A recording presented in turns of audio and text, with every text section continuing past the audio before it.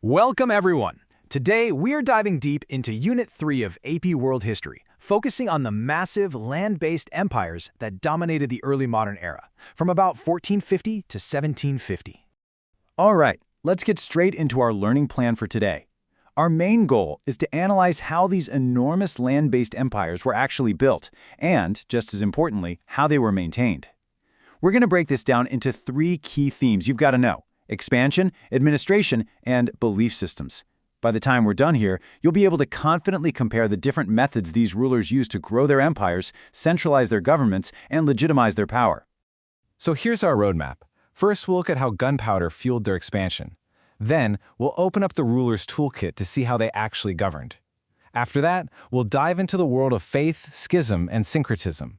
Finally, we'll pull it all together for some crucial comparison and wrap up with a final review to make sure this all sticks. So, first things first, how did these empires get so huge so fast? Well, the answer, in one word, is gunpowder. This whole era is really defined by what historians call the Gunpowder Empires. Now, this isn't just about a few new weapons. We're talking about a fundamental shift. These were states that figured out how to create a central government strong enough to fund huge armies equipped with cannons and firearms. And they used that military might to conquer and control enormous territories. This technology was a total game changer for state building. Let's get the lay of the land and meet our main players. We've got the Ottoman Empire, which stretched all the way from southern Europe, through the Middle East, and across North Africa. Right next door, you have their rivals, the Safavids, based in what we now call Iran or Persia. Down in South Asia, the mighty Mughal Empire held sway, and over in East Asia, the Manchu people conquered China and established the Qing dynasty. Just picture this vast, continuous swath of Afro-Eurasia, almost entirely dominated by these major powers. But here's the thing, this expansion didn't happen in some peaceful, empty space. These empires were constantly bumping up against each other, and that created friction. Political disagreements and, as we'll see, deep religious divides fueled almost constant warfare. For instance, the Safavids and Mughals clashed over territory again and again. And it wasn't just in Eurasia. In West Africa, the powerful Songhai Empire was ultimately brought down by an invasion from Morocco, which showed up with superior gunpowder weapons. Expansion always leads to rivalry. Okay, so you've used your gunpowder army to conquer a massive territory. Congratulations! Now what? The real work begins. Let's move to our next section and look at what we'll call the ruler's consolidation toolkit, the specific strategies used to actually rule. Any successful ruler from this time really relied on three pillars to hold their empire together. Think of it like a three-legged stool. First, you need a loyal bureaucracy and military to actually carry out your orders. Second, you need a systematic way to collect revenue. Yep, taxes, to pay for that army and bureaucracy. And third, you have to convince all of your different subjects that you actually have the right to rule. That's legitimacy, and it was often built through incredible art, architecture, and religious ideas. So let's compare two really different ways rulers built that first pillar, a loyal military. The Ottomans had the Devshirme system. They would forcibly recruit Christian boys, convert them to Islam, and train them to be elite soldiers and administrators, the famous Janissaries. Their loyalty was to the Sultan and the Sultan alone. Now, halfway across the world, in Tokugawa, Japan, they took a totally different approach. The samurai were transformed from independent warriors serving local lords into paid, salaried professionals loyal to the central shogun. Two different methods, but the same goal: break the power of local rivals and centralize control. Okay, on to pillar number 2, money. How do you fund these massive states? Well, rulers got creative. The Mongols used local elites called Zamindars to collect taxes.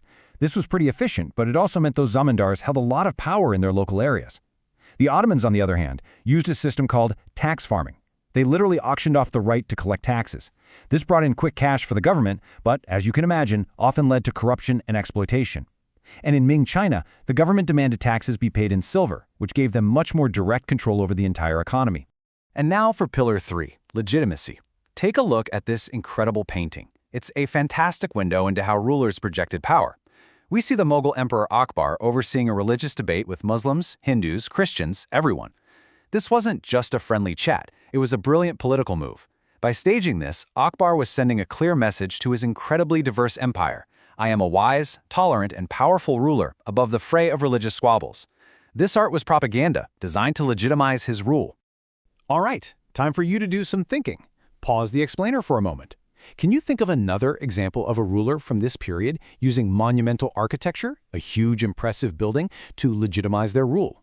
Think big, literally. Okay, did you get one? If you thought of the Palace of Versailles in France, you are spot on. King Louis XIV built Versailles not just as a fancy house, but as a jaw-dropping symbol of the absolute power of the French monarchy. It was designed to intimidate rivals and, crucially, to keep the powerful nobles right under his thumb.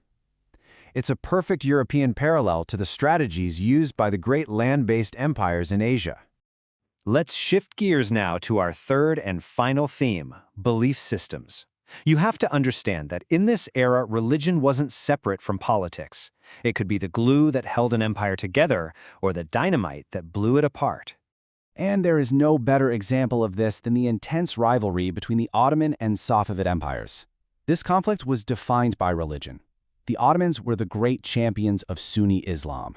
The Safavids, right next door, established Shia Islam as their official state religion. Now, this was way more than a theological disagreement.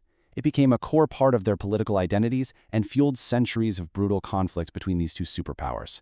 But it's important to know this era wasn't just about religious conflict. It was also a time of huge religious change and blending. In Europe, the Protestant Reformation completely shattered the thousand-year-old unity of Western Christianity. And in South Asia, amazing new syncretic faiths emerged from the cultural crossroads. Sikhism, for example, grew out of the interactions between Hinduism and Islam. And we already saw Emperor Akbar's debates. Well, he even tried to create his own blended religion, called Dini Ilahi, in a bold attempt to unify his diverse subjects. Okay, so we've looked at expansion, administration, and beliefs. Now for the most important part, putting all these pieces together and doing some serious comparison. This is a huge skill for the AP exam. Now, a chart like this is pure gold for studying. It lets you see the key similarities and differences at a single glance. Notice right away that all three were gunpowder empires. That's a similarity. But then look at their administrative and belief systems. The differences are stark. Ottomans with the Devshirme, Mughals with the Zamindars, Ottomans as Sunni leaders, Safavids as Shia champions. This kind of comparative analysis is exactly what you need to be doing.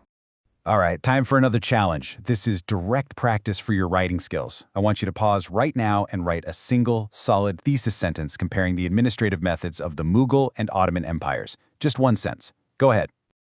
Okay, let's look at a model thesis. Notice the structure. It starts by establishing a similarity. That's the while both part. They both had complex bureaucracies for diverse populations. But then it pivots to a sharp, specific point of difference. The Mughals used existing local elites, while the Ottomans created a brand new elite class from scratch. See that? Similarity plus difference. That's a high-level analytical thesis. We're in the home stretch now. Let's lock in the most important takeaways from Unit 3 and talk for a second about why all of this still matters. So if you walk away with nothing else, make sure you've got these 4 points down cold. 1. Gunpowder fundamentally changed how states expanded. 2. Rulers had a toolkit, bureaucracy, taxes, art, that they used to centralize their power. 3. Religion was a double-edged sword. It could be used to unify people or to fuel massive conflicts. And 4, most importantly, the key skill for this unit is comparison. Seeing the similarities and differences between these empires is how you understand the big picture. And now, a quick moment for some self-assessment. Of those 3 main themes we covered, expansion, administration, and beliefs, which one do you feel a little shaky on? Be honest with yourself. Whatever your answer is, that's where you need to focus your review. Go back, look at the specific examples, and really build up your knowledge in that area.